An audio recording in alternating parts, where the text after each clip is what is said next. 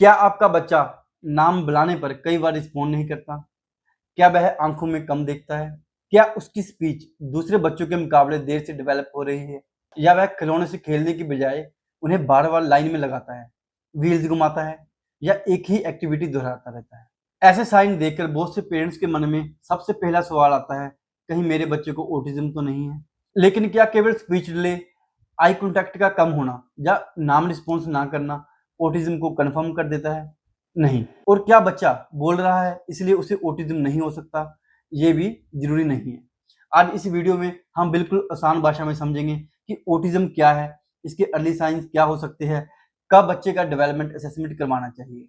Video को आखिर तक ज़रूर देखिए क्योंकि अंत में मैं बताऊंगा कि केवल स्पीच डिले और ऑटिज्म में सबसे महत्वपूर्ण फ़र्क क्या होता है। वर्ल्ड हेल्थ ऑर्गेनाइजेशन यानी WHO के अनुसार वर्ष 2021 में दुनिया भर में अप्रोक्स हर 127 में से एक व्यक्ति ऑटिज्म के साथ जी रहा था। WHO ये भी बताता है कि ऑटिज्म की कैरेक्टरिस्टिक्स अक्सर अर्ली चाइल्डहुड में दिखाई देने लगती है, लेकिन बहुत से बच्चों का सही असेसमेंट और डायग्नोसिस काफी देर से हो पाता है। इस देरी की एक बड़ी वजह ये भी है कि पेरेंट्स कई बार अर्ली साइंस को ये सोचकर इग्नोर कर देते हैं कि अभी बच्चा छोटा है, लड़के देर से बोलते हैं, स्कूल जाएगा तो अपने आप ठीक हो जाएगा, या हमारे परिवार में भी बच्चे देर से बोलते थे। कभी कभी बच्चा वास्तव में धीरे धीरे डेवलप कर रहा होता है, लेकिन कभी कभी यही साइन डेवलपमेंट कंसर्न की तरफ इशारा कर सकती है। इसलिए घबराने की बजाय सही समय पर सिम्टम को समझना बहुत जरूरी है। ऑटिज्म, जिसे ऑटिज्म स्पेक्ट्रम डिसऑर्डर भी कहा जाता है, ये एक न्यूरोलॉजिकल और डेवलपमेंटल कंडीशन है। इसमें क्या होता है, बच्चा दूसरे लोगों से कैसे कनेक्ट करता है, अपनी ज़रूरतें कैसे कम्युनिकेट करता है, दूसरों की बातें और इमोशन को कैसे समझता है, कैसे खेलता है, कैसे सीखता है और अपने आसपास की आवाज़, रोशनी, टच या बदलाव पर कैसे रिएक्ट करता है। इसे स्पेक्ट्रम इसलिए कहा जाता है क्योंकि हर ऑटिस्टिक बच्चे के साइन, एबिलिटीज और सपोर्ट नीड्स अलग हो सकते हैं। कुछ बच्चे बिल्कुल नहीं बोलते, कुछ लिमिटेड वर्ड्स बोलते हैं, कुछ बच्चे अच्छी वोकैबुलरी होने के बाद भी सोशल कम्युनिकेट में डिफिकल्टीज महसूस कर सकते हैं। सबसे पहले ये समझना जरूरी है, केवल आई कांटेक्ट कम होना ऑटिज्म नहीं है, केवल स्पीच डिले ऑटिज्म नहीं है, केवल हाइपर एक्टिविटी ऑटिज्म नहीं है, और अकेले रहकर खेलना भी अपने आप में ऑटिज्म कंफर्म नहीं करता। ऑटिज्म समझने के लिए बच्चे के ओवरऑल डेवलपमेंट पैटर्न को देखा जाता है, खासकर social interaction, communication, play skills, repetitive behaviour, sensory response, neural network connection, daily functioning. अब हम एक एक करके ऑटिज्म के 7 इंपॉर्टेंट अर्ली साइन समझते हैं। पहला साइन है, बच्चा लोगों से किस तरह कनेक्ट करता है। क्या बच्चा नाम बुलाने पर बार बार रिस्पॉन्ड नहीं करता? क्या वह आपके चेहरे की तरफ बहुत कम देखता है? क्या वह आपकी स्माइल का जवाब स्माइल से नहीं देता? क्या वह अपनी खुशी आपके साथ शेयर करने की कोशिश कम करता है? एग्जाम्पल के लिए, बच्चे ने कोई नई चीज देखी, क्या वह सिर्फ उस चीज को देखता रहता है या फिर आपकी तरफ देखकर ये चेक करता है कि आपने भी उसे देखा या नहीं? इसे सोशल रेफरेंसिंग और शेयर्ड अटेंशन का हिस्सा माना जाता है। सीडीसी के अनुसार 9 महीने की उम्र तक नाम पर रिस्पॉन्स ना करना और फेशियल एक्सप्रेशन बहुत कम दिखाना डेवलपमेंट कंसर्न के संकेतों में शामिल हो सकते हैं, लेकिन कोई एक साइन अपने आप डायग्नोसिस नहीं करता। कम्युनिकेशन केवल बोलने से नहीं होती, बच्चा बोलना शुरू करने से पहले जेस्चर्स से कम्युनिकेशन करता है, जैसे बाय बाय करना, किसी चीज की तरफ इशारा करना, अपनी गोद में उठाने के लिए हाथ बढ़ाना, आपकी अटेंशन किसी चीज की तरफ ले जाना। अब दो तरह की पॉइंटिंग को समझिए।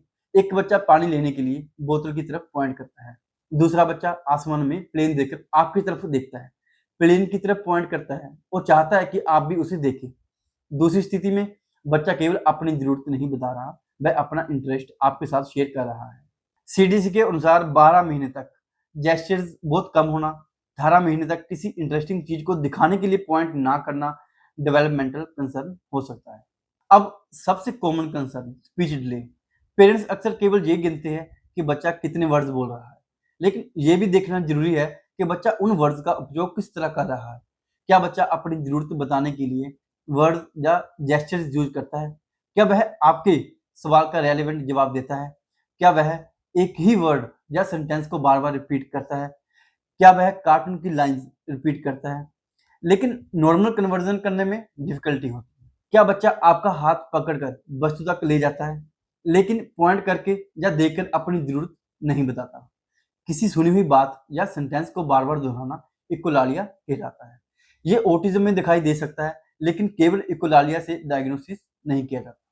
यहाँ याद रखिए, ऑटिज्म में सवाल केवल ये नहीं है कि बच्चा बोल रहा है या नहीं, सवाल ये भी है कि बच्चा लैंग्वेज को मीनिंगफुल कम्युनिकेशन के लिए कैसे यूज कर रहा है। अभी तक बताए गए साइन में से आपने अपने बच्चे में क्या नोटिस किया? नेम रिस्पॉन्स, पॉइंटिंग या स्पीच कंसर्न? कमेंट में जरूर बताइए। अब अगले साइन पर ध्यान दीजिए, क्योंकि कई बार बच्चा बोल रहा होता है लेकिन उसके प्ले और बिहेवियर में साइंस दिखाई देते हैं। बच्चा खिलौनों के साथ किस प्रकार खेलता है, ये भी इंपॉर्टेंट है। क्या बच्चा कार को आगे पीछे चलाने की बजाय केवल उसके व्हील्स घुमाता रहता है? क्या वह टॉयज को बार बार एक सीधी लाइन में लगाता है? क्या वह एक ही टॉय के साथ हर बार बिल्कुल एक ही तरीके से खेलता है? क्या वह पेरेंटेड प्ले बहुत कम करता है, जैसे डॉल को खाना खिलाना, डॉक्टर डॉक्टर खेलना? हर बच्चे का खेलने का तरीका अलग होता है, लेकिन अगर बच्चा टॉयज को फंक्शनल या इमेजिनेटिव तरीके से बहुत कम यूज करता है और केवल किसी एक पार्ट या रिपीटेटिव एक्टिविटी पर फोकस रहता है, तो इसे ओवरऑल डेवलपमेंट के साथ देखकर समझना चाहिए। कुछ बच्चे एक ही मूवमेंट बार बार करते हैं, जैसे हाथों को फ्लैप करना, शरीर को आगे पीछे रोक करना, गोल गोल घुमाना, बार बार जंपिंग करना या चीजों को बार बार घुमाना। कुछ बच्चों को रूटीन में थोड़ा सा बदलाव भी बहुत परेशान कर सकता है। एग्जाम्पल के लिए, हर दिन एक ही रास्ते से जाना, एक ही प्लेट में खाना, एक ही कपड़े पहनने की हट करना, एक्टिविटी अचानक बदलने पर बहुत ज्यादा अपसेट होना। रिपीटेटिव बिहेवियर अपने आप गलत नहीं होता, कंसर्न तब देखा जाता है जब बिहेवियर बहुत फ्रीक्वेंट हो, बच्चे की लर्निंग या डेली लाइफ को इफेक्ट करे। कुछ बच्चे नॉर्मल आवाज से भी अपने कान बंद कर लेते हैं। Mixer, vacuum cleaner, pressure cooker, school bell या लोगों की भीड़ उन्हें बहुत डिस्टर्ब कर सकती है। कुछ बच्चों को सर्टन कपड़े पसंद नहीं आते, बाल कटवाना मुश्किल लगता है, नाखून काटने पर बहुत रिएक्शन होता है, खाने की टेक्सचर से परेशानी होती है या बहुत लिमिटेड फूड्स ही खाते हैं। दूसरी तरफ कुछ बच्चे आवाज, दर्द, ठंड या गर्मी पर बहुत कम रिस्पॉन्स दिखा सकते हैं। कुछ बच्चे स्पिनिंग, जंपिंग, टाइट हगिंग या लगातार मूवमेंट जैसी सेंसरी एक्सपीरियंसेस बहुत ज्यादा सीख करते हैं। एनआईएमएच और सीडीसी दोनों सेंसरी इनपुट के प्रति आमतौर पर ज्यादा या कम सेंसिटिविटी को ऑटिज्म से जुड़ी कैरेक्टरिस्टिक्स में शामिल करते हैं, लेकिन सेंसरी कंसर्न अकेले ऑटिज्म कंफर्म नहीं करता। अब पहले आई हुई स्किल का चले जाना, ये सबसे महत्वपूर्ण और रेड फ्लैग में से एक है। मान लीजिए बच्चा पहले कुछ वर्ड्स बोलता था, नाम पर रिस्पॉन्स करता था, आंखों में देखता था, बाय बाय करता था, लोगों के साथ इंटरेक्ट करता था, लेकिन धीरे धीरे उसने बेस्ट स्किल्स यूज करना कम या बंद कर दिया। इसे डेवलपमेंटल रिग्रेशन कहा जाता है। अगर बच्चे की पहले से डेवलप्ड स्पीच, सोशल इंटरेक्शन या दूसरी स्किल्स कम होने लगे, तो केवल वेट करना सही नहीं है। ऐसी स्थिति में किसी एक्सपीरियंस डॉक्टर से मिलकर असेसमेंट टेस्ट करवा लेना चाहिए। अब कुछ एज वाइज साइन समझिए। अप्रोक्स 9 महीने तक नाम पर रिस्पॉन्स बहुत कम होना, सोशल स्माइल या फेशियल एक्सप्रेशन कम होना, लगभग अप्रोक्स 12 महीने तक जेस्चर्स बहुत कम होना, अप्रोक्स 15 से 18 महीने तक अपना इंटरेस्ट दूसरे के साथ शेयर ना करना, 2 वर्ष या उसके बाद मीनिंगफुल कम्युनिकेशन बहुत लिमिटेड होना। लेकिन ये सेक्शन सुनकर बच्चे को खुद डायग्नोस मत कीजिए। हर बच्चे की डेवलपमेंट स्पीड अलग हो सकती है और एक माइलस्टोन का लेट होना हमेशा ऑटिज्म नहीं होता। कंसर्न तब ज्यादा महत्वपूर्ण होता है जब कई एरियाज में साइन एक साथ दिखाई दे, लगातार बने रहे या बच्चे की डेली फंक्शनिंग इफेक्ट हो। अब स्पीच डिले और ऑटिज्म में क्या फर्क है? स्पीच डिले वाले कई बच्चे बोलने में देर कर सकते हैं, लेकिन वह दूसरे तरीके से कम्युनिकेट करने की कोशिश करते हैं, जैसे आपकी तरफ देखना, पॉइंट करना, जेस्चर्स यूज करना, आपको चीजें दिखाना, आपकी एक्सप्रेशन समझना और दूसरे बच्चों के साथ खेलने में इंटरेस्ट लेना। ऑटिज्म में स्पीच के साथ social communication, shared attention, play pattern, behaviour या सेंसिटिव रिस्पॉन्स में भी डिफरेंसेस दिखाई दे सकते हैं, लेकिन ये केवल एक जनरल डिफरेंस है।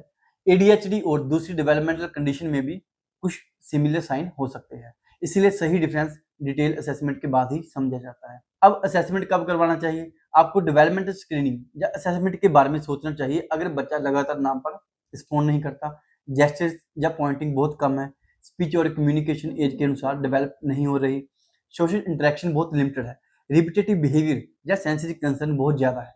ऑटिज्म डायग्नोसिस के लिए कोई सिंगल ब्लड टेस्ट या स्कैन नहीं होता। प्रोफेशनल बच्चे की developmental history, behaviour, communication, play और इंटरेक्शन को समझकर एवोल्यूशन करते हैं। एक स्क्रीनिंग चेकलिस्ट केवल रिस्क या कंसर्न बता सकती है, वह फाइनल डायग्नोसिस नहीं होता। अमेरिकन अकेडमी ऑफ पीडियाट्रिक्स सभी बच्चों के लिए 18 और 24 महीने की एज पर ऑटिज्म स्पेसिफिक स्क्रीनिंग की रिकमेंडेशन देती है।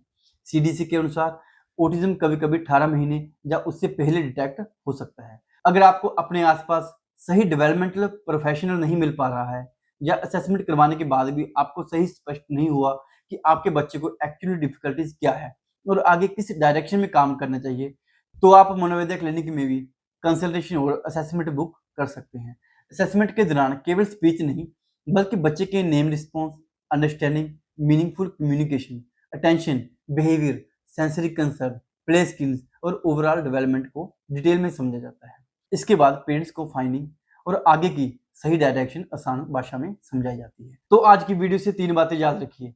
पहली, हर स्पीच डिले ऑटिज्म नहीं होता। दूसरी, ऑटिज्म केवल आई कॉन्टैक्ट या बोलने से तय नहीं होता, बच्चे का पूरा डेवलपमेंटल पैटर्न समझना पड़ता है। और तीसरी, अर्ली असेसमेंट किसी बच्चे को लेबल करने के लिए नहीं बल्कि उसकी जरूरतों और स्ट्रेंथ को समय रहते समझने के लिए होता है। अगली वीडियो में हम डिटेल में समझेंगे स्पीच डिले और ऑटिज्म में एग्जैक्ट डिफरेंसेस क्या है। अगर आप ऑटिज्म, एडीएचडी और चाइल्ड डेवलपमेंट को आसान और प्रैक्टिकल भाषा में समझना चाहते हैं तो ऐसी वीडियो देखने के लिए मनोवैद्य चैनल को सब्सक्राइब कीजिए और इस वीडियो को ऐसे पेरेंट्स के साथ जरूर शेयर कीजिए जो अपने बच्चे की डेवलपमेंट को लेकर कंफ्यूज या परेशान है। चलो मनोवैद्य चले।